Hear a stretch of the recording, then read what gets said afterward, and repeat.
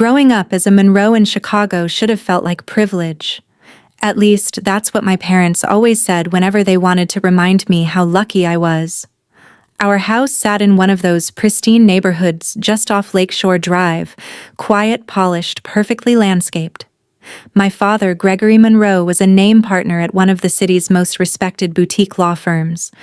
My mother, Helen, ran the social circles of Chicago's elite like a private chessboard, always knowing who to flatter, who to avoid, and who could open doors for her precious son, Ethan. And then there was me. The firstborn, yes, but never the favorite. From as far back as I can remember, I never fit into the narrow blueprint my family had for success. While Ethan was praised for every A-grade report card, every soccer trophy, every Ivy League acceptance letter, I was tolerated. My love for design, color, space, and structure was cute at first. A hobby that would fade once I grew up and realized what real success looked like: law, finance, or at the very least, marrying well. But the hobby never faded. If anything, it grew into an obsession. By high school, while other girls pored over fashion magazines dreaming of prom, I was staying up late devouring architecture books, sketching floor plans, and redesigning my bedroom over and over like my own private laboratory. My parents would walk by, shake their heads, and gently chide me. "Victoria, darling, nobody makes a living rearranging throw pillows." My mother's voice still echoes in my memory every time I walk through one of my hotel lobbies today. My father was less harsh but equally dismissive. He worried about my lack of practicality, always suggesting I take up some useful electives in accounting or pre-law, just in case I came to my senses one day. They were terrified I would fail, but not because they feared for me. They feared how it would reflect on them. The real fracture came during my senior year of high school. I'd just received my acceptance letter to the Pratt Institute's prestigious interior design program in New York City. It was everything I had worked for: portfolio submissions, essays, interviews. I walked into the dining room that evening, practically vibrating with excitement, the acceptance envelope in hand. They barely looked up from their wine glasses. "Pratt, that's design school, right?" my mother said, as if testing whether I was joking. "Yes, Mom, one of the best in the country." My father exhaled heavily. "And what kind of job do you imagine comes out of this: decorating hotel lobbies, rearranging couches for bored housewives?" I felt my chest tighten. "It's not just decorating. It's architecture, space planning, branding, hospitality." "Hospitality?"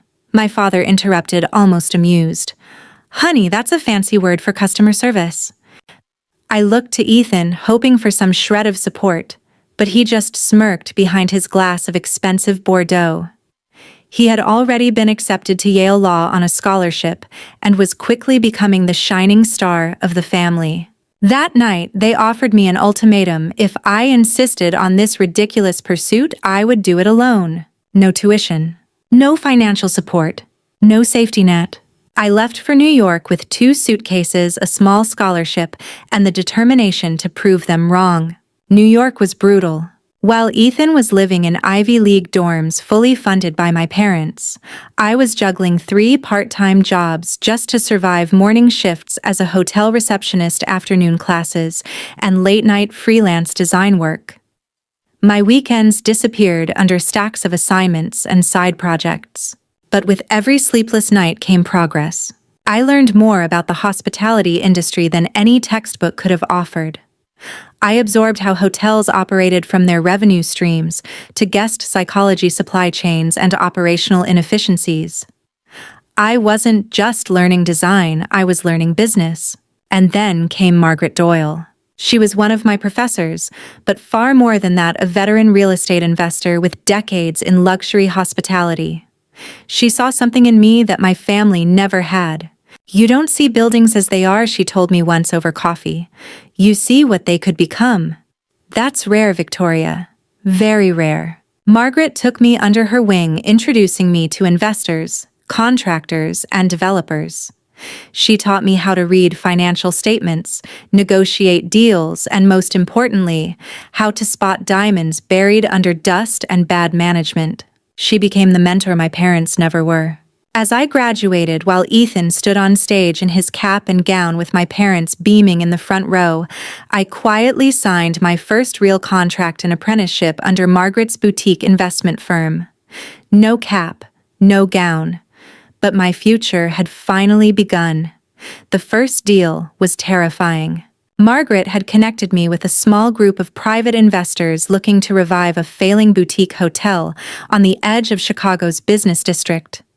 The building had potential gorgeous bones buried under decades of neglect, a prime location close to the convention center, and a long-forgotten reputation from its glory days in the 1960s. The asking price just under $2.8 million. For most, that number would be insurmountable. For me, it was a mountain I refused to fear. With Margaret's coaching, I assembled my first formal business plan, negotiated loan terms, and personally pitched the investor group. My proposal emphasized what others missed: untapped event revenue, underutilized rooftop space, outdated digital marketing, and poorly managed operations. By the end of that month, I wasn't just an interior designer anymore. I was the majority shareholder of the Whitmore Hotel, and I was 25 years old. The following 2 years were brutal. Renovations ran over budget. Unexpected structural issues drained contingency funds. Staff turnover became a revolving door of drama. Every day, I balanced subcontractors' mistakes, city permits, marketing deadlines, and cash flow spreadsheets. But slowly, painfully, it worked. The Whitmore reopened under my new brand concept, a modern Art Deco boutique with personalized guest services and premium corporate event packages. Within 18 months, occupancy climbed from 42% to 88%. Event bookings doubled quarterly. Revenue stabilized. Profit margins grew. Word spread. Investors called. Margaret smiled. "You're dangerous now, Victoria," she said during one of our late-night strategy meetings. "You're young, female, and profitable. People don't know what to make of you." I laughed nervously. "Is that good or bad?" "It's powerful," she answered, "if you know how to wield it." By the time I turned 28, I owned 3 properties: the Whitmore, the Sterling, and the Harrington, each more profitable than the last. My portfolio became a whisper in the industry. But outside those circles, I remained invisible, especially to my family. To them, I was still finding my way. They assumed I worked for someone else scraping by in the gig economy. Not once did they ask for details. Not once did they attend a grand opening. Not once did they offer even cautious congratulations. And in some twisted way, I let them believe it. Because their ignorance spoke volumes. They weren't interested in who I was becoming, only in who they had already decided I was. Meanwhile, Ethan's career was predictable. He graduated Yale Law, took a corporate associate position at one of Chicago's largest firms, married into another wealthy legal family, and began climbing the traditional ladder. Every family holiday, my parents would beam with pride. "Ethan's partner track is ahead of schedule. Did you hear Ethan just closed his first 8-figure real estate deal? Ethan and Madison are moving into a new lakefront property." And always followed by, "And Victoria. She's still doing her little design projects." Little. That word burned like acid. It didn't matter that my personal net worth had quietly surpassed both my parents and Ethan combined. To them, I was small, forgettable, safe, and that was their greatest mistake. The invitation came on an otherwise ordinary Tuesday afternoon. My phone buzzed with a text from my mother, rare in itself. She usually reserved communication for holiday group texts or obligatory birthday wishes. "Planning your father's 40th anniversary dinner. Thinking of Ciel. Have you heard of it? Supposed to be lovely. Probably out of budget, though. Let me know if you have any cheaper suggestions." I froze.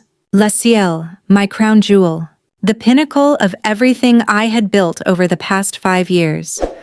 A once-abandoned Art Deco building I had transformed into Chicago's most sought-after luxury dining and event space. A property I had acquired quietly under a holding company shielding my name from public records. It was my private sanctuary, a symbol of how far I had come. The irony was delicious. For a few seconds I considered telling her outright. But no, not yet. This was an opportunity. Ciel's beautiful, I texted back, keeping my tone casual. I know someone in the industry. Maybe I can get you a deal. Don't feel obligated, she replied quickly. Your brother has offered to cover most of the cost, but if you can help with a small discount, that would be helpful. The condescension practically oozed through the phone. Ethan to the rescue. Again. I smiled to myself. That evening, I called my general manager, Lauren Hayes. Lauren, my family is inquiring about a private dinner at Ciel next month. They have no idea who owns the place. There was a long pause, then soft laughter on the other end. Oh, this will be fun. I need you to treat them like any other VIP client, except make sure they get the full royal treatment. Best private dining suite, custom menu, premium service. And the bill, she asked. Charge them 50% of the actual cost. Quietly. The difference comes out of my personal account. Got it. And when you arrive that night, treat me like a guest. No special greetings. No hints. Not until I say otherwise. Lauren chuckled again. You always did have a flair for theatrics. It's not theatrics, I said softly. It's long overdue clarity. Over the next few weeks, my mother and Ethan finalized the arrangements, blissfully unaware that every email, every phone call, and every petty negotiation passed directly through my team before reaching the final booking.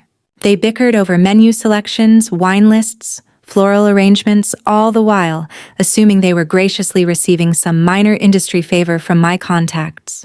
They didn't realize they were negotiating with me. 1 week before the event, Ethan called.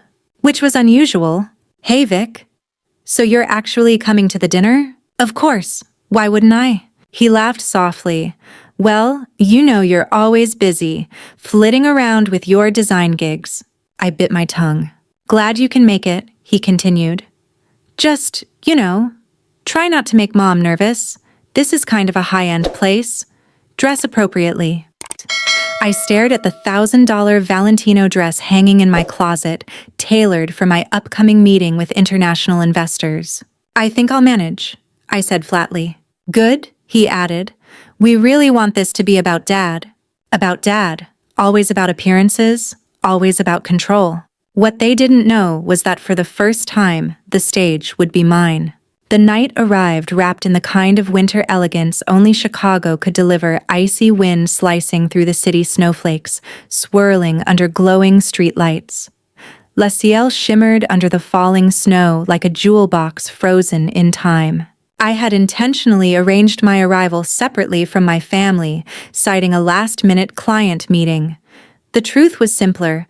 I wanted to observe their entrance from a distance, to watch the drama unfold exactly as it had been scripted.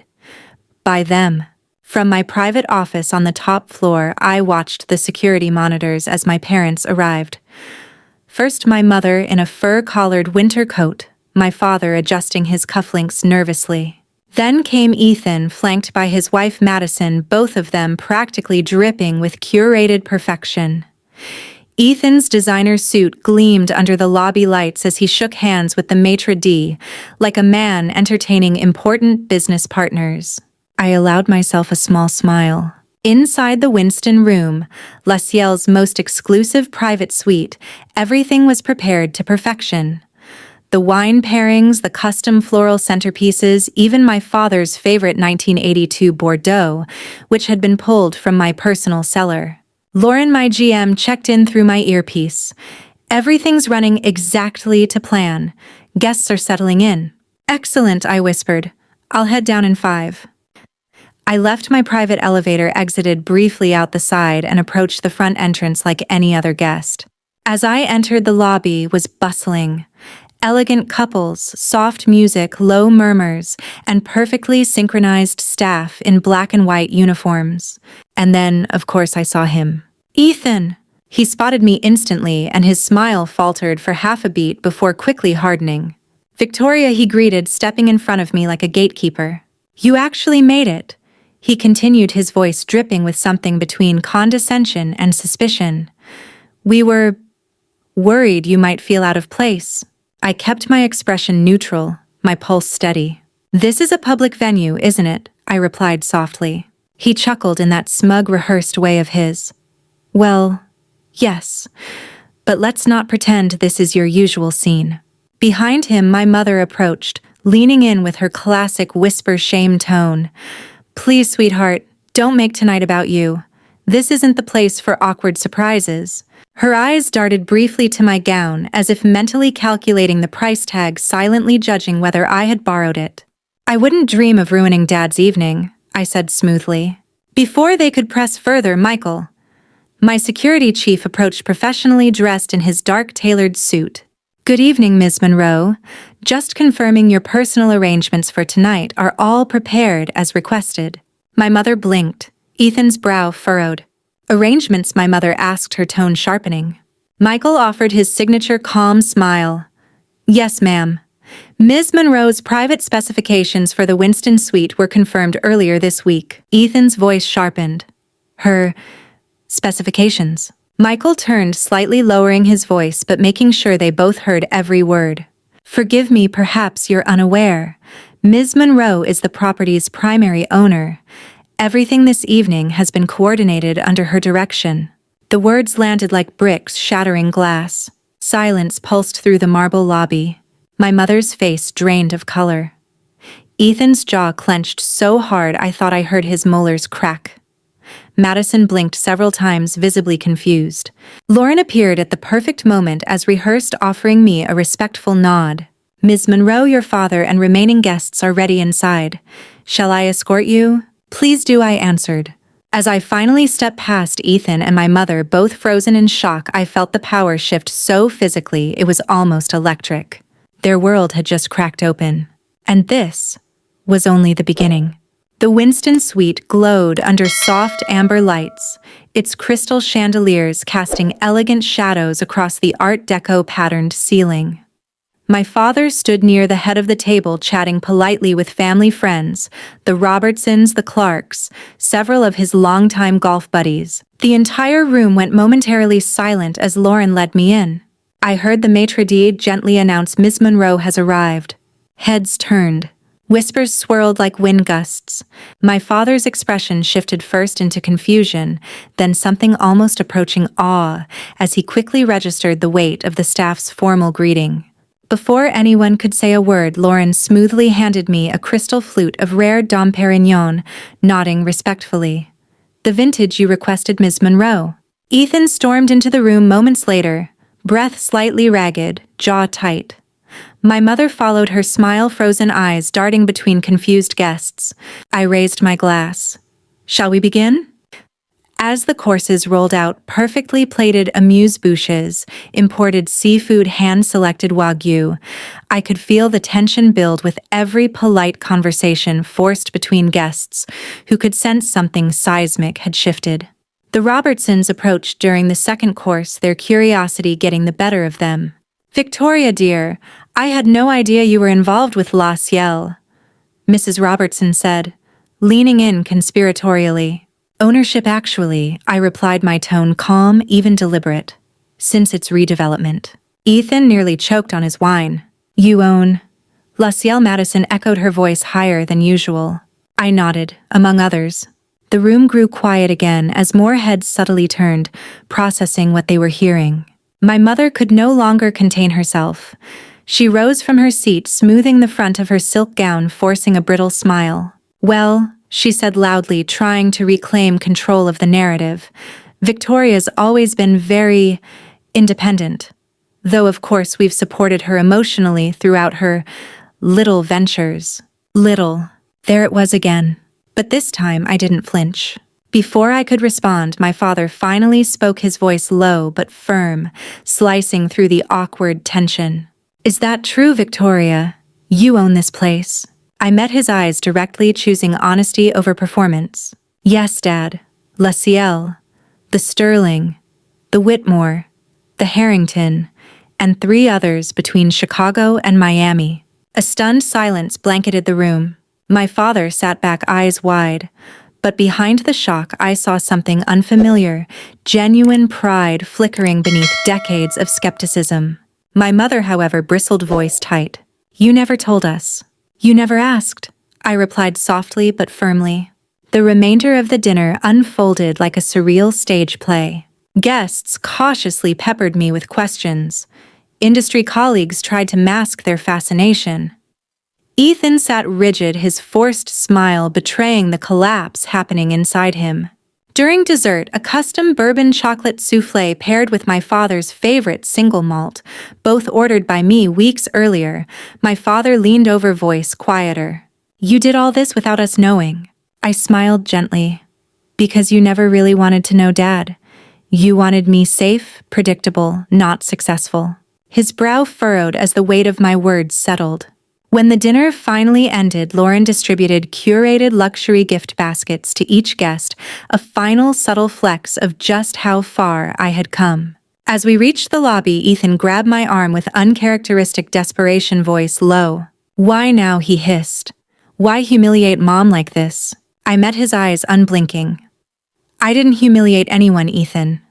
You all wrote this script. I just stopped playing my assigned part." His grip loosened, his hand dropping to his side. "And this isn't over," he added, bitterness curling in his voice. "No, little brother," I whispered. "For the first time, it's finally beginning." The night after the dinner, my phone lit up with missed calls and texts. My mother had called 5 times. Ethan left a string of increasingly accusatory messages. Even Madison sent a carefully worded text that was clearly written more for Ethan's benefit than mine. "We need to process what happened tonight. Call us." I didn't reply. Not yet. The following morning, my father called. Just once. No voicemail. Then a few minutes later came an email, short, simple. "I owe you an apology. When you're ready, I would like to talk. Alone." Of everyone, I suspected my father might be the first to see clearly, and that gave me a small thread of hope. The next day, we met in my private office at Ciel, the penthouse suite he never knew existed above the restaurant until now. He entered slowly, taking in the space, clearly impressed but trying not to show it. Floor-to-ceiling windows framed Chicago's skyline. Art pieces I personally commissioned hung with precision. The space radiated everything I had built, modern, powerful, intentional. "This is quite something," he admitted, settling into one of the leather chairs across from my desk. "Thank you for coming," I said. He exhaled deeply, fingers lacing together. "I don't know where to start, Victoria." "Start with honesty," I said softly. "That would be a nice change." He was silent for a long moment before speaking. "You've built something incredible," he finally admitted. "And I didn't see it. We didn't see it." I held his gaze. "You didn't want to see it." "That's true," he said, surprising me with his bluntness. "Your path scared us. It was unfamiliar, unpredictable. We thought we were protecting you." "No, Dad. You were protecting your image of me. There's a difference." His face tightened. He didn't argue. "We always understood Ethan's world law business the traditional ladder. Yours. It felt like chasing art projects. We thought you'd outgrow it." I nodded slowly. "But you never asked. You never once tried to understand what I was actually building." He winced. "That's my failing." For the first time, I saw genuine regret, not defensive, not dismissive, honest. "I was so concerned with the risk," he continued, "that I never considered the risk of not believing in you." Those words landed heavier than I expected. "Your mother's struggling," he added carefully. "She feels blindsided. She feels embarrassed," I corrected. He didn't deny it. I leaned forward slightly. "Dad, this wasn't about revenge. I didn't hide my success to hurt anyone. I hid it because every time I shared even a small piece of my progress, it was dismissed, minimized, or redirected to Ethan's next achievement." He exhaled slowly. "I see that now." We sat in silence for a long stretch, both of us letting decades of imbalance quietly settle. Finally, he spoke again. "I would like to fix this," he said softly. "That's not up to just you," I replied. "It'll take effort. And boundaries." "I'll respect that," he promised.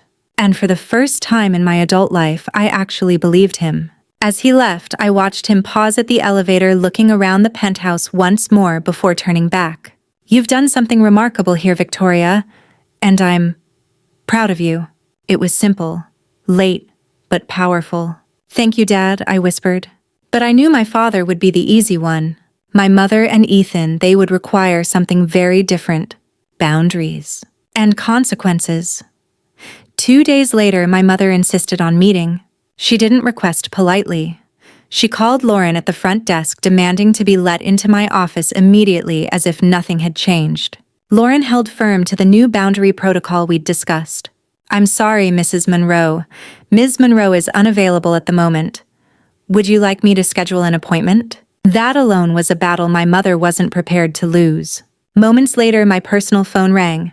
"Victoria," she said sharply, "this is ridiculous. I'm your mother. I don't need appointments." "This isn't about appointments, Mom," I replied calmly. "It's about respect." Silence. She hated that word being thrown back at her. Finally, she relented, and we scheduled a meeting for the next afternoon, neutral territory, my attorney's conference room downtown. When she arrived, she was dressed like she was entering a negotiation navy business suit, pearls, perfectly centered hair immaculately set. But her eyes betrayed her nerves. I was already seated, calm, composed, waiting. She sat across from me, folding her hands over her designer handbag. "I suppose you feel very powerful right now," she opened. I didn't flinch. "No, Mom. I feel resolved." Her jaw tightened. "You humiliated this family," she snapped. "No," I corrected gently. "You feel humiliated because the narrative you controlled for years collapsed in one evening." She flushed instantly, defensive walls rising. "For years we supported you." "No. You tolerated me," I cut in, my voice remaining steady but firm. "You minimized me. You compared me. And every time I achieved something, you diminished it." "That's not fair," she snapped. "It's accurate," I replied without hesitation. For a long moment, she simply stared at me, visibly struggling to maintain composure. Finally, her voice softened, almost cracking. "We were scared for you, Victoria. You were always different. You didn't follow the rules. We didn't want to watch you fail." I nodded. "I understand that fear, Mom. But what you never understood or even tried to was that your fear became my cage." Her eyes welled slightly, not full tears, but the closest I had seen in years. "I never wanted you to feel unloved," she whispered. "And yet you made me feel invisible." That landed heavy. The tension held for several seconds before I leaned in slightly. "Mom, I don't need you to rewrite history. I just need you to acknowledge it. And moving forward, respect what I've built. Not as a favor, not as charity, but because I earned it." She exhaled sharply, voice thin. "And what happens if I can't?" "Then our relationship changes," I answered calmly. "I won't pretend anymore. I won't shrink myself to protect your comfort." Her gaze faltered. For once, she had no immediate retort.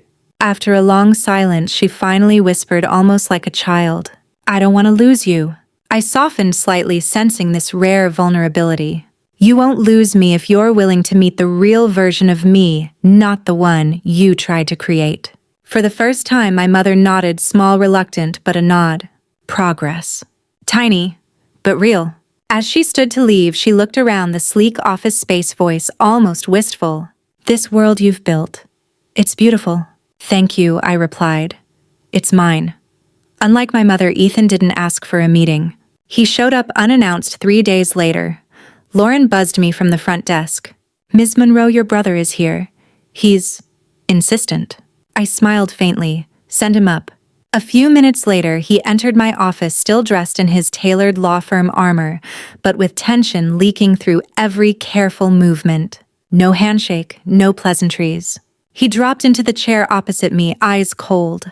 So he opened sharply, "What's the endgame here?" I tilted my head slightly. Endgame. Humiliating Mom in front of her friends. Blindsiding Dad. Making me look like some clueless idiot who didn't even know his own sister had been playing Monopoly while we worked. His bitterness was palpable, but beneath it, fear. I stayed calm. Nobody humiliated anyone, Ethan.